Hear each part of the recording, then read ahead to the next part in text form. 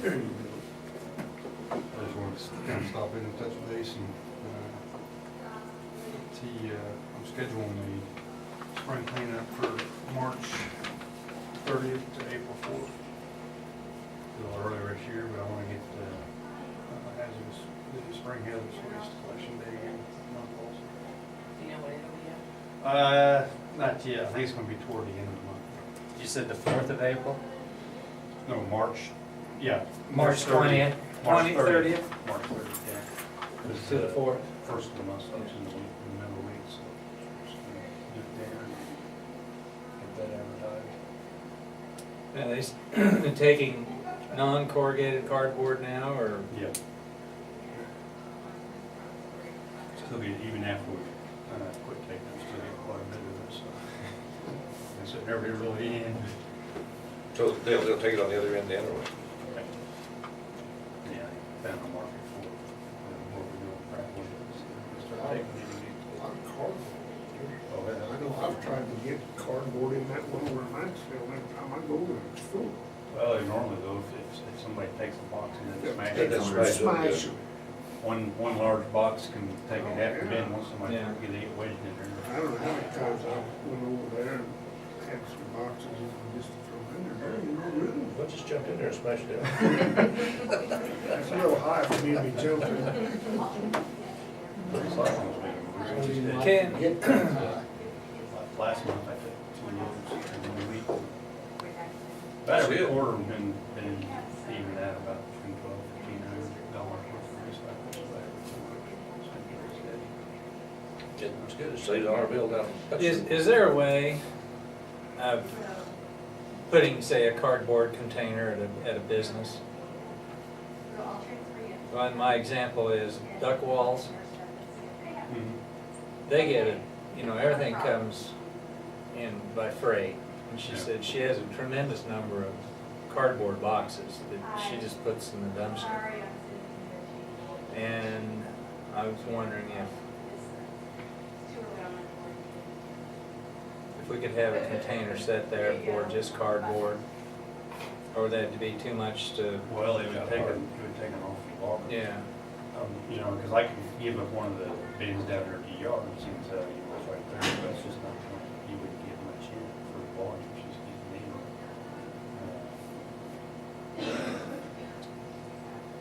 The only other thing, it'd have to be weather resistant, something Yeah, weather yeah. resistant, you could put in there, I'd have to leave it by hand, Yeah. bring it. Well, I mean, she's got that big dumpster there, and she says, I fill it up with cardboard about every week. They get their stuff in, they take it out of the boxes, and Look around, see I noticed that, if we can come up with something or make something. yeah. In April, I'm sending a guide for 24-hour HHW training. That's kind of why I wanted to have some kind of clean up when I got our first week of April this year. Because it's like one people who are going to Have you found out more about the e-waste? No, I haven't. I'm going to get a hold of Rice County, and I know Ellis County has a e-waste trailer. And the gal I talked to from Rice County, I was coming back from Maxville, the trailer was stalled, I was rolling down the highway. They didn't have anything set in stone yet. They were checking on funding, like getting meters. Maybe 2 or 3 counties go together or something like that on that. Yeah, even if I you have guys waste do thing. a kind of a shared deal on a trailer or something. Then you could have a special e-waste along with the other stuff out there. You have the hazardous waste, you could have the e-waste along with it then too. Yeah. Not go in the, I know they were surprised down at Wichita when they had that Oh, one yeah. day on Saturday for e-waste. Mhm. they said they had a line out there 3 miles long, we could get in there. This Well, one guy was you counting the number, he had a clicker that went up to 1,800 and he ran out of clicking on it. Well, he gave up. I'm loading up a trailer in today to go to Hutch tomorrow morning, and a lot of it is TVs and computers. So, for right now, just, kind of smashing it up. Having a trailer home with Hutch. It'll be the first load this year I've taken up. But we, same way, if we can get rid of that too, Yeah. not have to take it down there, have some way to get rid of it. keep it out of landfill and expensive having all of They said that, it's the mercury in there, so, you Yeah. know, they said it takes a lot of it, but you still get mercury out of those, it contaminates your. The other thing I wanted to talk about was, next year I'll be probably budgeting for either a half a cell or a full cell.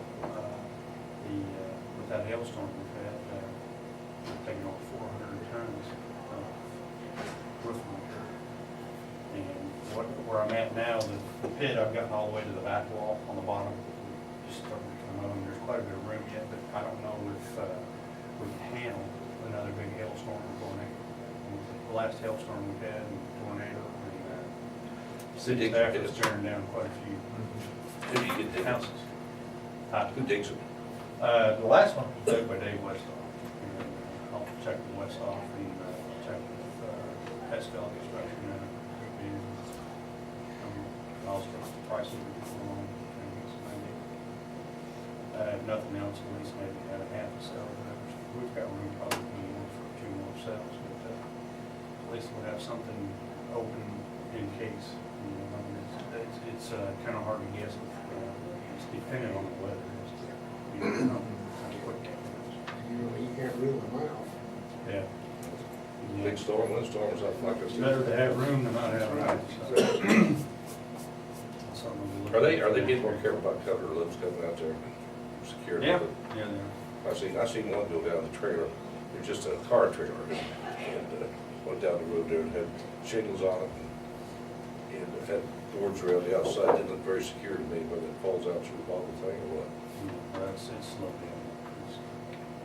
You know, we take the roof and don't bring it this year. Over 400 pounds. So that is all, somewhere around 40 loads, 2 loads. And then you got 2 more to do yet. I know this one next door is going to be cool. Just kind of hoping it's not everything else.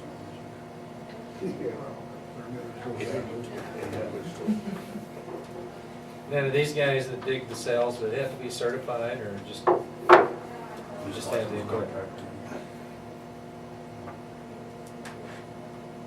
See, the one we're in now, was it 6 years ago, we extended it. It was like half stone,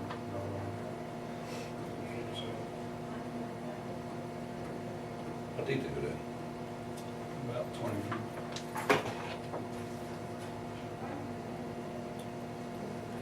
Well, that's all I have. If you guys have any more questions. I'll, when I get the hazardous waste data. All right. All right, thank you. Thanks, Darren. You bet.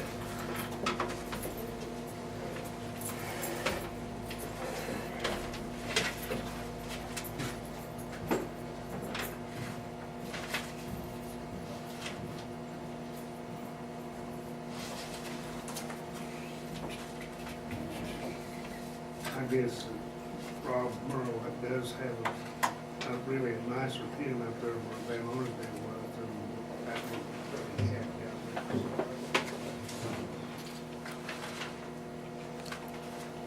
Gonna do those now or?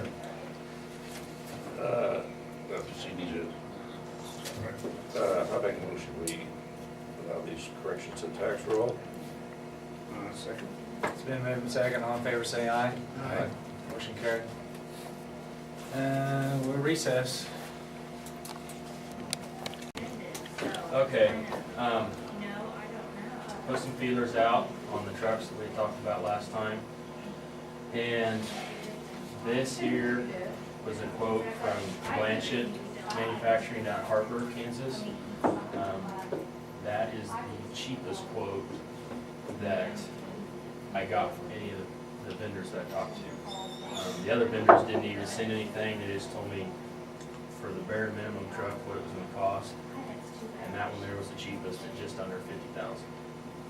So, on that note, talking to Rob, we come up with the idea about if we could possibly look at purchasing a truck and a flatbed for it, then we'll do the rest of the labor ourselves. And by doing that, as close as I can calculate, we can do it for shooting high.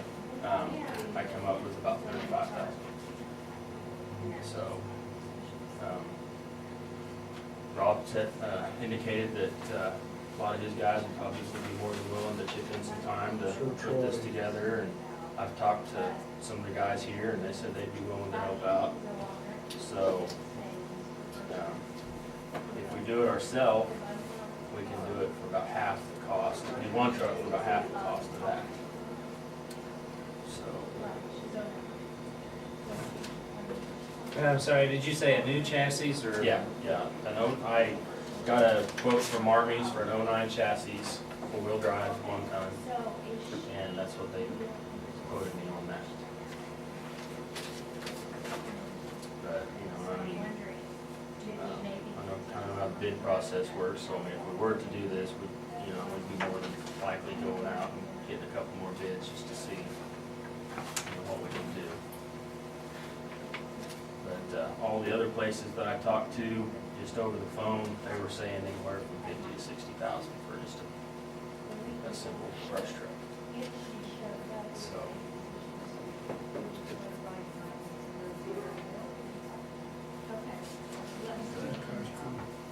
That's Told you about everything, didn't you? yeah, and like I say, they're the cheapest ones that I talked to, but still, I think that we could do it and save a lot of money by doing it ourselves.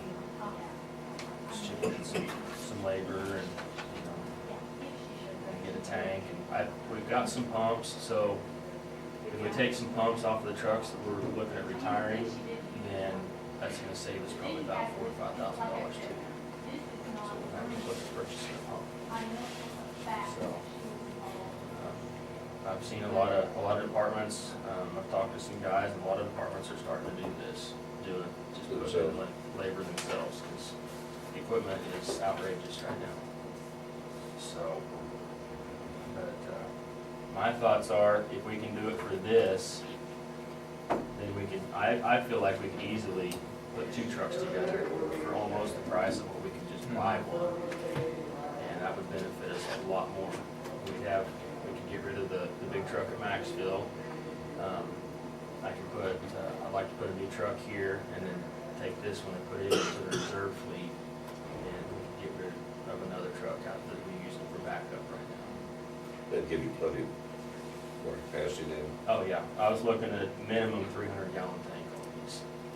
The tank that I priced the tank up at Great Bend, it's actually a 335-gallon tank for $300, which is pretty reasonable.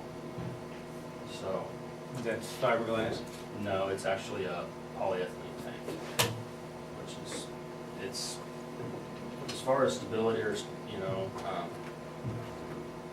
quality and stuff, I feel like that they're just as good as a fiberglass tank.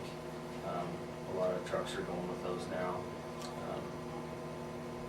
And actually, I think they might even be a little bit lighter than a fiberglass tank.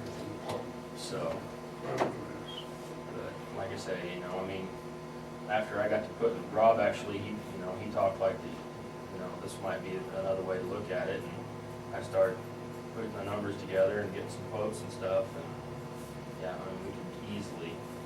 It'll use some of the equipment you said you already got. Yeah, pumps and stuff. exactly, yeah. If they're good, they're good. and stuff Right, like that. yeah, some of the pumps that I think that we'd be looking at, I know of at least one. The pump on the Maxville truck is no good. So there's a possibility that we could maybe have to buy at least one pump.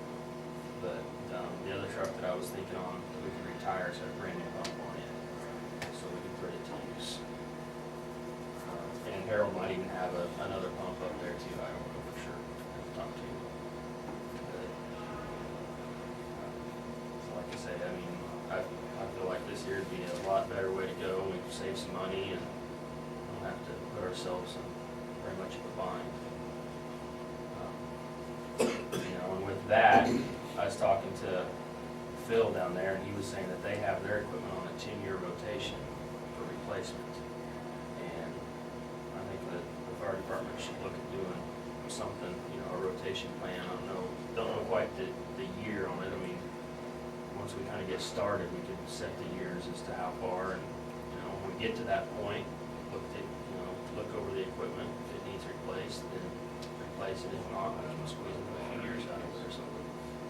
So, but, it's kind of to the point now where we've got all this equipment, and a lot of it's getting pretty old, and parts are getting harder to find, and upkeep's starting to cost more, so, I think we should look at starting to, start rotating some of it out, building up our equipment there. You do a warranty, that's something like this too, you have new warranty on, so that'd take you for Yeah, the truck would have a warranty on it. 3 but years as- probably. Huh? Yeah, as far as the rest of the equipment and stuff, Yeah, but the truck itself. Yeah, the truck's got at least a 3-year warranty. I'm not sure what they have on the new ones now, but, and with this truck, I quoted a gas motor, because the motor's lighter weight, less up, or not as expensive for upkeep and maintenance. So, anyway, that's kind of what I found out with that stuff. So.